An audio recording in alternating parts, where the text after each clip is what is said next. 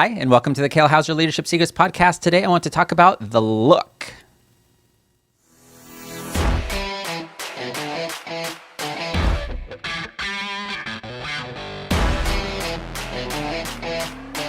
Hello, everybody, and welcome back to the Kale Houser Leadership Secrets podcast. My name is Kale Houser. Thank you for joining me today. I want to talk about the look today.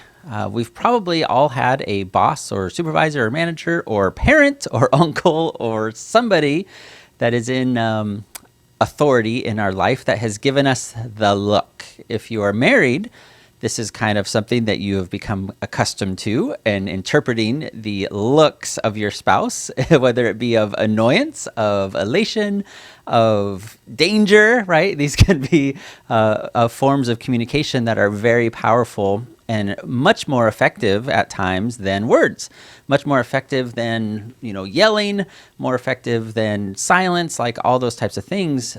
What we do with our face in the form of the looks that we give, right, the expressions that we communicate to other people is a powerful form of communication. So much so that, right, this is seen all over, especially in the form of as we go through this, in thinking about how we use our facial expressions. And this is what I'm going to focus on today, is just purely facial expressions, right? I'm not talking about body language or anything of that nature. I'm talking pure, like your smile, your scowl, right? Like your stare, if you've got one. Like some people have a pretty legit stare. If you're a parent, especially of young children, you probably have a pretty good stare that you can implement that is a sign of warning and attention getter to your children, especially if they're about to do something that they shouldn't be doing. We're pretty familiar with this. And we've seen this, of course, exampled in movies and stuff. So even if you don't have children or nephews or nieces or things of that nature, you are familiar with this concept. And arguably, right, one of the most famous people in all of Hollywoodism, whatever it is, in all of Hollywood, Samuel L. Jackson, right? He's kind of known for his crazy eye look that he can do and his intensity that he brings to the screen, as well as, right, when he breaks into his big smile. Like he's just very expressive in his facial features and his facial mannerisms and how he communicates and portrays that as an actor, which is very effective, right? Because it comes across on the screen of, especially if you're watching in a theater and this is just ginormous head and he's given this scowl or whatever it is in the movie, it's very effective. We all have this base understanding of what it is he is communicating, even though he's not speaking as an actor, right? He is acting the role of being super pissed off or I'm about to kill you, right? That's kind of more his normal look or precursor of his look is I'm about to kill you or something of that nature, coming back to some of his more famous roles.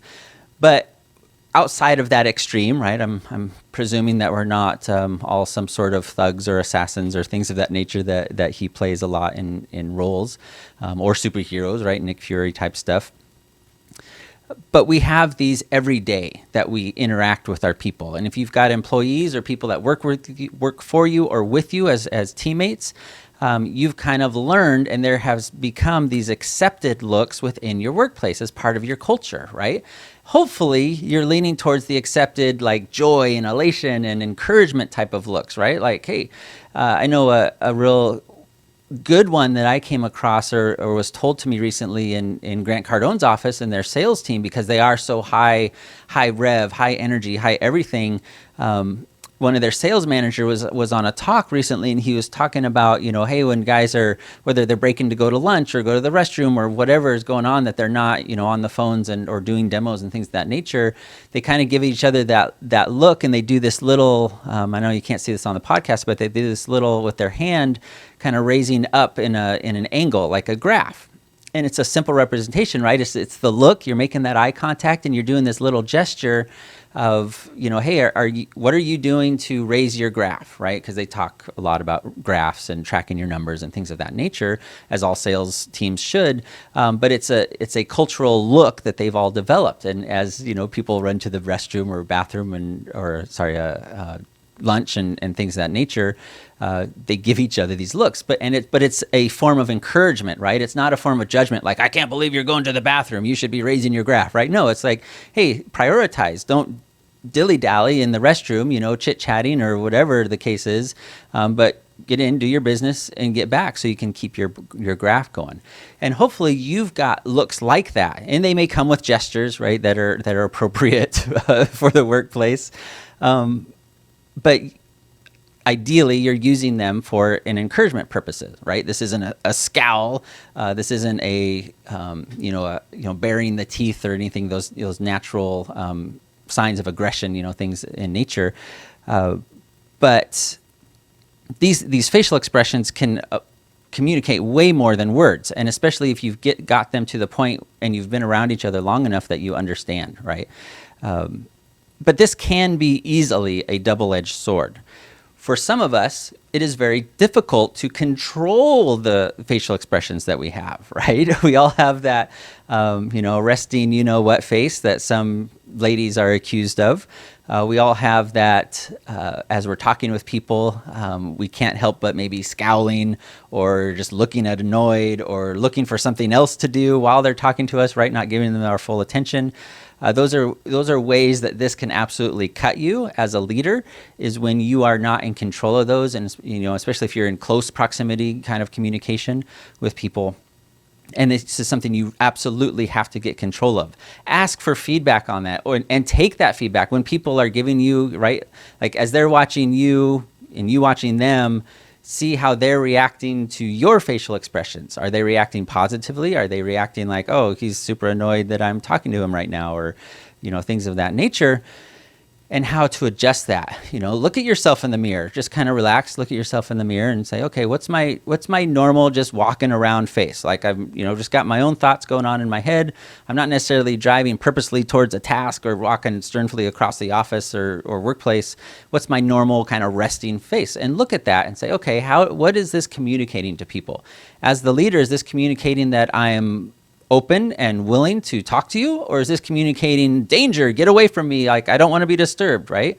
And there are times for that type of face when you are like, I'm late for a meeting, so I'm running across the office, right? I'm set in concentration and focus as you're getting across the office to do, whatever that task is.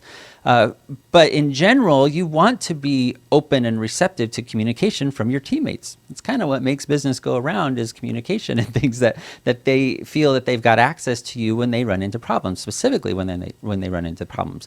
And if you've got this unknowing facial mask on all the time, that strongly discourages it, right? This is like the animal kingdom where you've got sharp fins sticking out from you and horns and things like that as signs of dangers and mechanisms to defend yourself. Those are the types of things we want to get away from. And instead, look at yourself in the mirror and go, okay, would I want to talk to me? If I were to approach me on the, on the sales floor or out in the showroom or out in the, the dining hall, whatever that is, would I want to talk to me? Am I inviting? And if the answer is no, like, man, you look kind of annoyed just sitting there, like figure out how to do that. Figure out how to kind of be more in control. And this is certainly incremental. You'll have to go through these steps to catch yourself, and it'll be an effort, but it'll be so worth it because it will transform the culture and the environment of your workplace, especially as a leader, if you are the leader. This is part of you leading your workplace, is showing them that they are, there as part of your culture and things. But that is not to say that there is not a time for the look, right? There's never a time for that scowl across the room, that kind of squinting, that kind of, raising the eyebrows, raising the cheeks and kind of that tight-lipped smile, whatever that is, because that can be a very powerful and effective way of communicating danger to somebody without calling them out publicly, right? Like, hey, watch it, right? We all have that kind of little, that maybe that little head tilt, the shoulder raise, whatever that is, but use it sparingly. This can't be your normal way of communicating. If you find yourself using it too much, it's probably not effective, and you need to go to that kind of second level, third level, fourth level communication and consequences of that behavior that you're trying to avoid with the look. Does that make sense? yeah, so make sure that you're not unintentionally communicating things with your facial expressions that you're not meaning to, whether it be anger or, maybe you've guys got a really happy face, that you're very joyous and bubbly all the time. There are certainly people out there like that, and it's not appropriate. You may be our illustrious vice president is kind of known for this, a nervous laugher, a nervous cackler of when you get nervous about something or communicating or angry, you start laughing and giggling. That's not appropriate. That is not, because that's a disconnect between what you're feeling and what is being expressed, right? Laughter is an expression of joy and happiness and excitement, not an expression of fear and discomfort, right? And certainly not an expression of anger when you're talking to somebody if that's justified. So keep that in mind, because it can go both ends, right? Natural kind of angry face and natural kind of happy face, and you need to be able to flex. And I'm not saying to be fake in any sense of the word, right? You need to be genuine in your expressions and your intentions. I'm trying to convince you and hope you understand this intentionality of it instead, right? Instead of just being haphazard about it and like, oh, this is just who I am, or this is how I've always been. Like, no, this is a time as the leader to really step up your game and be more intentional of how you're interacting with your teams. Does that make sense? All right. Make sure you check out the new website, kalehouser.com, KALEHOUSER.com. Let me know what you think.